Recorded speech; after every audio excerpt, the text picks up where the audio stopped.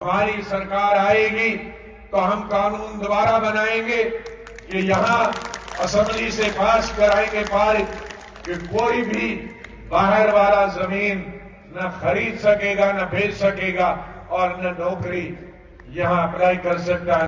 مل کے ہمارے کشمیری بھائیوں کے ساتھ تو ہمارے گجر بھائی نے ان کا مقابلہ کیا اور ملیٹنسی میں بھی ان کی ڈبل مار پڑتی تھی، کیونکہ ہمارے سیکورٹی والے بھی دیکھ کر داڑھی اور پگڑی وہ بھی انہی کو پکڑتے تھے اور ملیٹنٹ بھی انہی کو پکڑتے تھے۔ یہ کہتے تھے تم ملیٹنٹ ہو، وہ کہتے تھے آپ مخبر ہو۔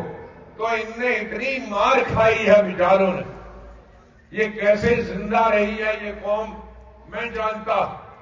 اس لیے جن کا اتنا ہم شکریہ کریں گے گجر برادری کا۔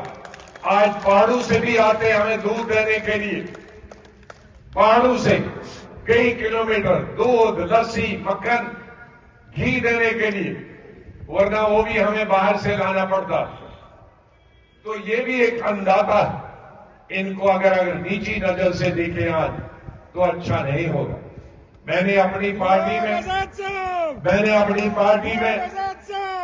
چودھری صاحب کیسا ہو چیف براؤن کا نمبر آزاد صاحب کا نمبر جناب غلام نبی آزاد صاحب، جناب Ghulam Nabi Azad Sahib, D P A B chief minister کیسا ہو، چیف منسٹر کیسا ہو آزاد صاحب، پیسے لے کر ووٹ دیتے ہیں۔ جموں کشمیر کے بکروال پیسے پر بک جاتے ہیں۔ میں بتانا چاہتا ہوں یہاں سے، ارے یہ گجر وہ ہیں رکھتا ہوں اور مجھے فخر ہے کہ میں گجر برادری سے تعلق رکھتا ہوں۔ بڑے بڑے ٹرانسپورٹر باہر سے آتے ہیں، سارے پروگرام ہائی جیک کر لیے ہیں اور کی ضرورت ہے، وقت کی پکار ہے۔ جناب غلام نبی آزاد صاحب ایک بے داغ لیڈر ہیں، ایک سچائی کا بیڑا اٹھایا ہے۔ آزاد صاحب آگے بڑھو۔ فائدہ یہ کہنا بھی غلط ہوگا کہ کشمیر کو فائدہ تھا، جموں کو فائدہ نہیں۔ جو فائدہ کشمیر کو تھا وہی فائدہ جموں کو بھی تھا، وہی ہندو کو بھی تھا، وہی مسلمانوں کو۔ آج ریت ہماری توی کی یہاں سے باہر جاتی ہے تو یہ اگر اسٹیٹ ہوڈ ہوتی تو نہیں جاتی۔ آج ہماری کھدانیں باہر والے لوگ دیتے ہیں، اسٹیٹ ہوڈ ہوتی تو اسٹیٹ سے باہر۔ آج ہمارے ملازم باہر سے آتے ہیں، اسٹیٹ ہوڈ ہوتی تو وہ نہیں ہوتی۔ آج اگر 35A ہوتا تو ہماری نوکری کرنے کے لیے ہمارے بھدروا کے گاؤں میں، جہاں سے بنیادی گاؤں مجھے سروڑی صاحب بتاتے تھے کہ پوسٹ آفس جو ہے اس گاؤں میں، یو پی سے پوسٹ آفس کی لڑکی وہاں کلرک بن کے آئی۔ تو اگر ہمارے گاؤں میں یہاں سے 600 کلومیٹر اور 3 دن کا راستہ میں بھی پوسٹ آفس چلانے والا یو پی سے آئے گا، بہار سے آئے گا، ہم ان کے دشمن نہیں، لیکن ان کے سادھن ہیں۔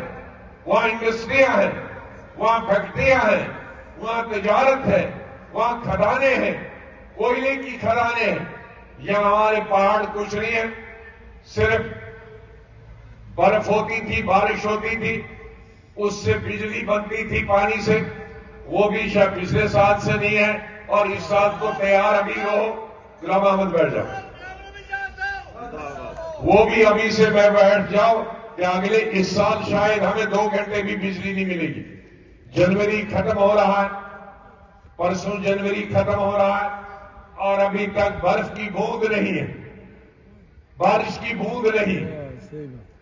یہ سال سب سے بڑا کٹھن۔ برف ہوتی تھی، پانی ہوتا تھا، بجلی پیدا ہوتی تھی، 90% بجلی پورے دیش کو جاتی تھی، ہمیں 10% ہی ملتے تھے، اب وہ بھی محروم رہیں گے۔ تو یہ پہاڑ ہمارے تھے جس میں صرف ہم کو اتنا ہی فائدہ ملتا تھا کہ ان کی وجہ سے برف پگھلتی تھی اور پانی ہمیں ملتا تھا پینے کا، کھیتی کا، بجلی بنانے کا۔ وہ بھی اوپر والے نے وہ بھی 370 انہوں نے برف والا سفر ان کے پاس تھا، وہ بھی انہوں نے بند کر دیا۔